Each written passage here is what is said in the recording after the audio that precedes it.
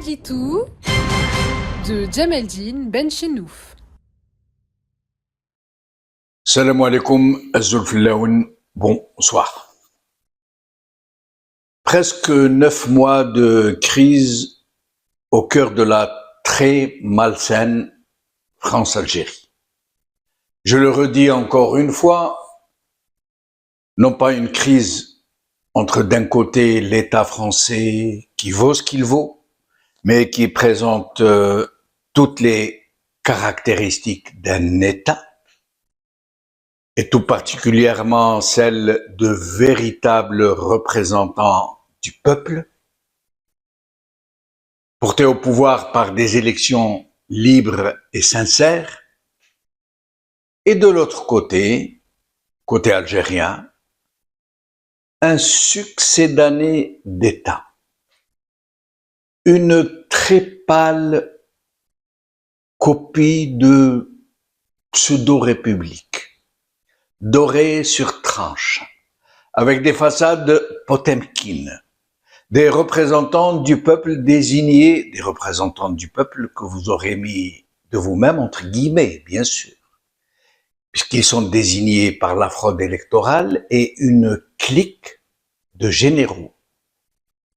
Des tapis rouges à ne plus en finir, des protocoles en veux-tu, en voilà, sous les ordres de la pseudo-république, des résidences somptueuses, un train de vie à peine imaginable, des discours fleuves et bien sûr open bar pour les déclarations les plus hallucinantes, les mensonges les plus éhontés et des attitudes absolument inimaginables pour qui ne les connaît pas. En somme, un machin qui ne se refuse rien, mais qui reste malgré tout ce qui est entrepris pour lui donner une apparence d'honorabilité, une mafiocratie dans son sens le plus monstrueux, le plus dévastateur, le plus cannibale.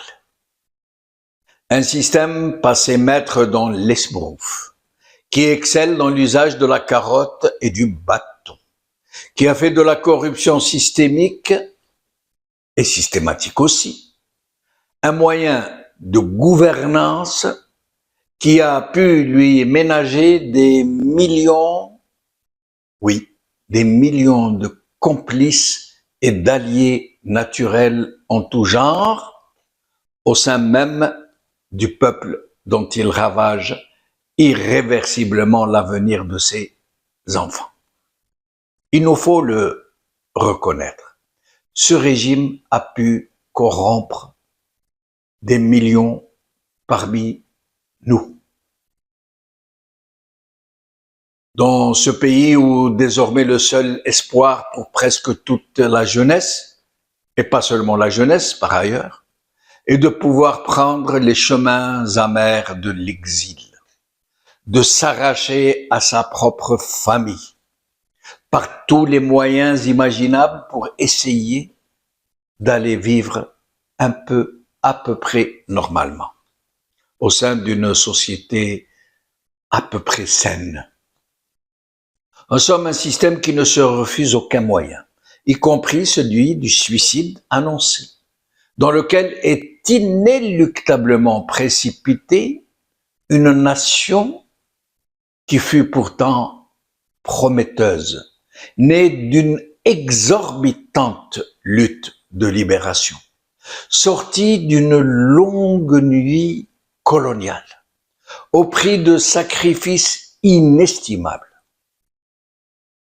avant que les rêves d'une vie digne pour tout un peuple ne soient happés par des embusqués et une organisation de déserteurs de l'armée française, que les Algériens appellent les DAF, qui allaient constituer l'âme damnée de ce monstrueux régime et qui allaient indifféremment faire couler des fleuves de sang dans le même temps qu'il allait se servir des richesses naturelles du pays pour faire prendre racine au sein même de la société, qui avait pourtant réussi à rester elle-même durant des siècles d'oppression, pour faire prendre en son sein des contre-valeurs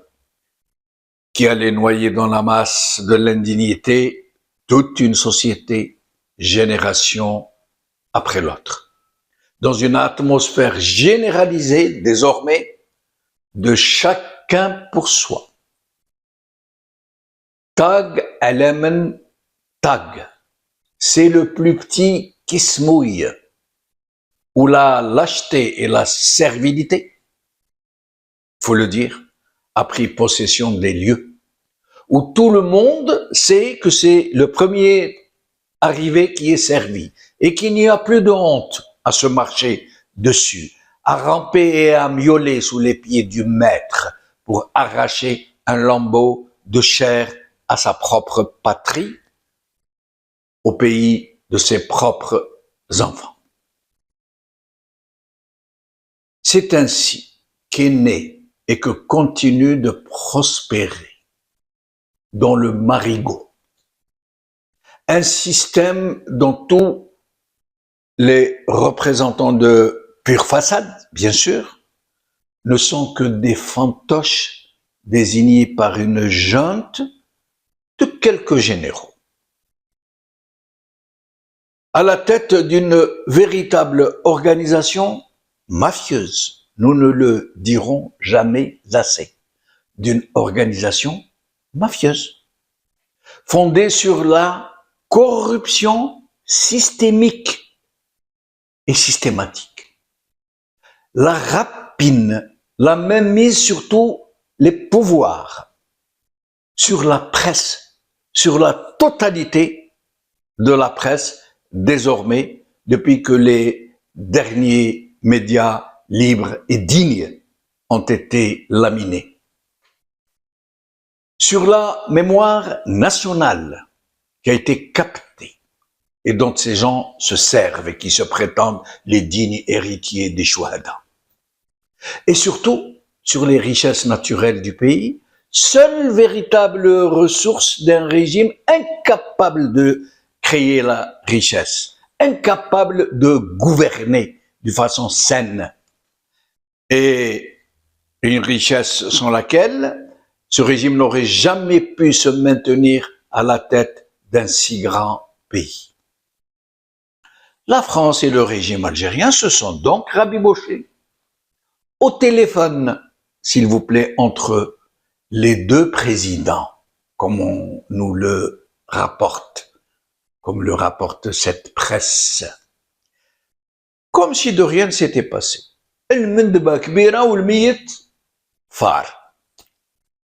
Il semble même que la fameuse sortie de Tebboune de ne pas aller à Canossa, n'est-ce pas, ait été rangée avec les autres fanfaronnades.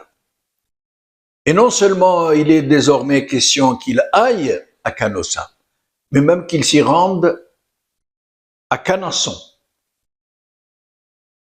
Et bien sûr, pour faire oublier l'attitude du même Ubu Roi, qui s'est publiquement laissé aller à des crises de thierry-barquisme, voici, entre de nombreuses autres sorties du genre, dans cette presse la plus libre du monde arabe, dont M. Tebboune nous dit qu'il n'y a pas de presse aussi libre dans le monde. Voici donc, entre autres sorties qui pullulent ces jours-ci depuis hier dans la presse, un échantillon de ce qu'écrit cette presse pour nous convaincre que la diplomatie algérienne ne se distingue ni par l'hystérie, n'est-ce pas, ni par ses hurlantes contradictions, n'est-ce pas, une presse tellement zélée qu'elle en arrive à contredire le donneur d'ordre, celui qui lui sert la soupe, le squatteur d'El Moradia, qui a pourtant, et ouvertement, et publiquement, démenti, M. Tebboune. Il a démenti que la crise algéro-française ait été causée par la déclaration du président Macron au sujet de la marocanité du Sahara occidental. Cette déclaration de M. Tebboune est consultable un peu partout sur le net. Mais écoutez donc ce passage d'un article de cette presse que je vais m'efforcer difficilement de vous lire. Je cite: en France, c'est un pays en roue libre où tous les dérapages et excès sont permis. En Algérie, c'est plutôt la retenue, la mesure diplomatique, la justesse des décisions, ainsi que la fermeté qui ont prévalu durant toute cette période. Imbécile. Mais je continue, je remets les guillemets. La position algérienne tout au long de cette crise sonne comme une véritable correction diplomatique à l'égard de ceux qui ont cru lui dicter une quelconque marche à suivre, mais aussi une leçon d'union sans faille face à l'ingérence et l'atteinte aux principes nationaux. Le froid entre les deux pays s'est installé quand la France a transgressé le droit international aux frontières de l'Algérie en reconnaissant la prétendue marocanité du Sahara occidental. Fin de citation. والحديث قياس يقول رمول قال خير.